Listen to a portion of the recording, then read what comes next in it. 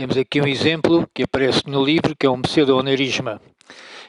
Neste caso, vocês podem ver o vaso, aqui por baixo, e ao mesmo tempo vem uma comunicação com uma estrutura extravascular, que tem um fluxo turbulento,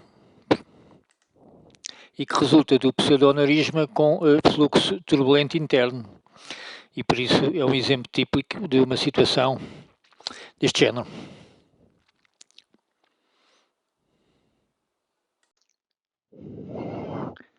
Temos aqui um caso clínico de um paciente que vem por follow-up pancreatite aguda litiásica, com uma boa evolução, 73 anos, sexo masculino, e que na colangiose pancreatografia IRM efetuada mostrava uma oclusão da aorta abdominal infrarrenal e aparente trombose da artéria ilíaca comum bilateralmente. Podemos ver neste caso a injeção de contraste ao longo da aorta, à medida que vamos descendo.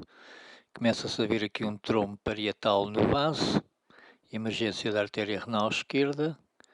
A direita não capta contraste, o trombo vai aumentando de intensidade e mais caudalmente. Na aorta abdominal não há contraste dentro do lumen. A aorta é hipoplásica, com calcificações, e vemos aqui a bifurcação das artérias ilíacas, também hipoplásicas e sem contraste.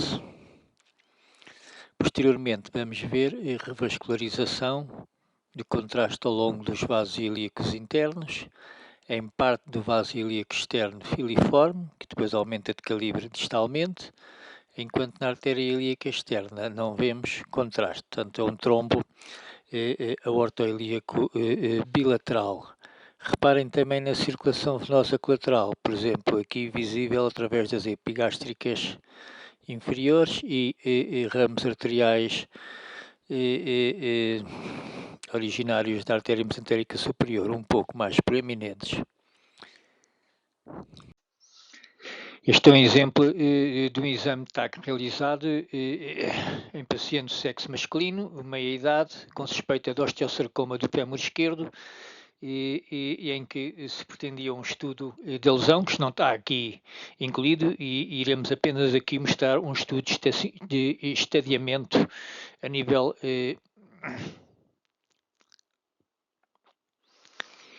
tóraco-abdominopélvico.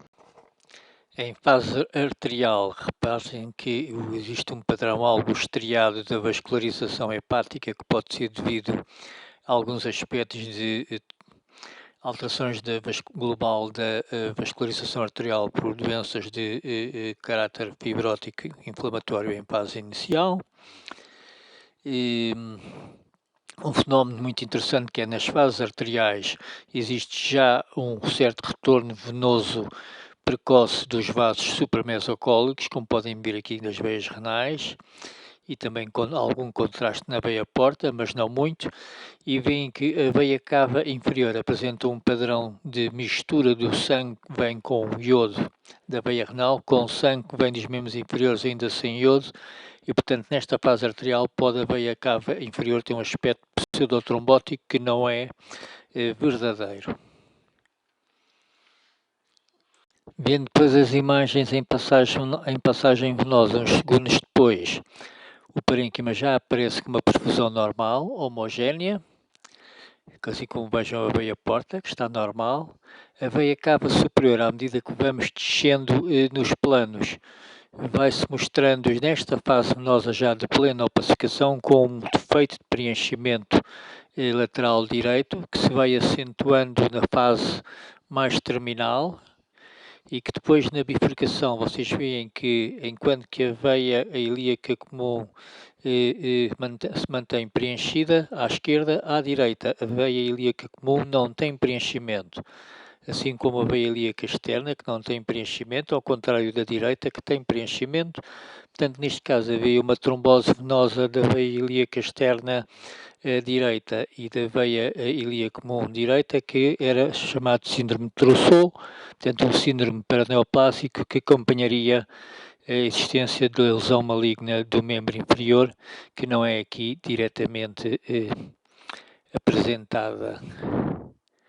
Reparem que neste caso de suposta pancreatite havia um quadro de calcificações pancreáticas difusas ao órgão do órgão e parecem mesmo com uma distribuição ao longo do vício, portanto, um quadro que se enquadraria num quadro de pancreatite crónica calcificada. Neste caso, na fase arterial, em exames standard, é feita em estudos tóraco-abdominal-pélvicos para a parte abdominal. Podíamos ver uma variante que ocorre em 2 a 3% da população, que é a veia renal esquerda retroaórtica e que já tem perfusão na fase arterial, como já vos expliquei noutro exemplo. Neste mesmo exemplo e na fase nosa, portanto começando no apex torácico de cima para baixo, vamos verificar que existe um arco aórtico à direita, portanto não é habitual, o arco aórtico está à esquerda, e que ao mesmo tempo a emergência da artéria subclávia esquerda se apresenta francamente ectasiada. Voltando a andar para cima, vemos a artéria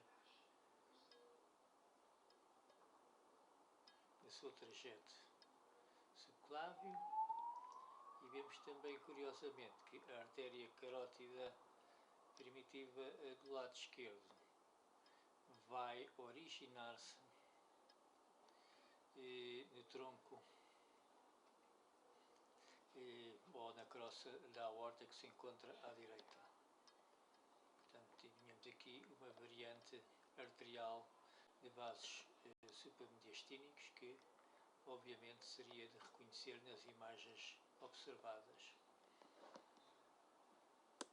Neste caso estamos a ver nos planos axiais de cima para baixo após contraste, vemos o contraste na aorta e agora no trombo da artéria pulmonar direita, mais para baixo vemos pequenos trombos em ramos lobais das artérias pulmonares e portanto fazemos um escaneamento em plano axial e depois também em plano coronal.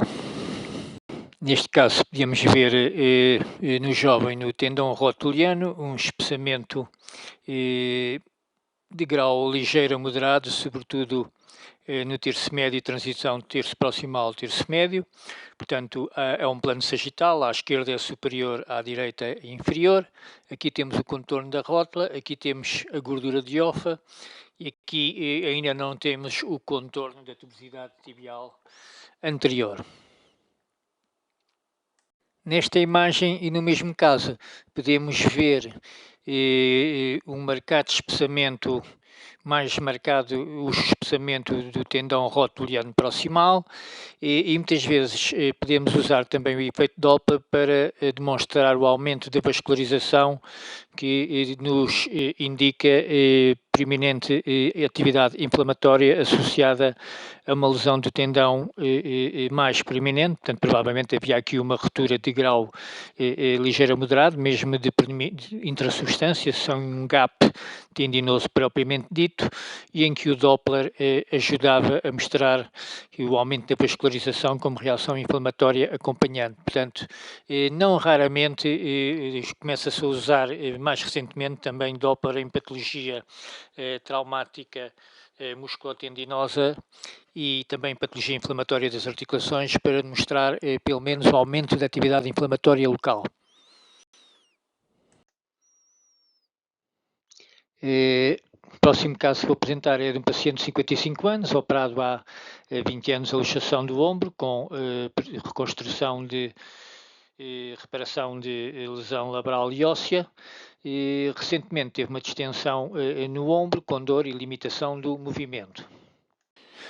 Foi um caso em que o exame ecográfico do ombro era razoavelmente normal, à exceção de uma estrutura hiperecoica na parte anterosuperior do ombro, entre a cabeça humeral e a apófise coracoide, de contornos policíclicos, que por si aparentava tratar-se de uma sinovite hipertrófica, que podia estar a acompanhar este quadro de patologia do ombro de longa data.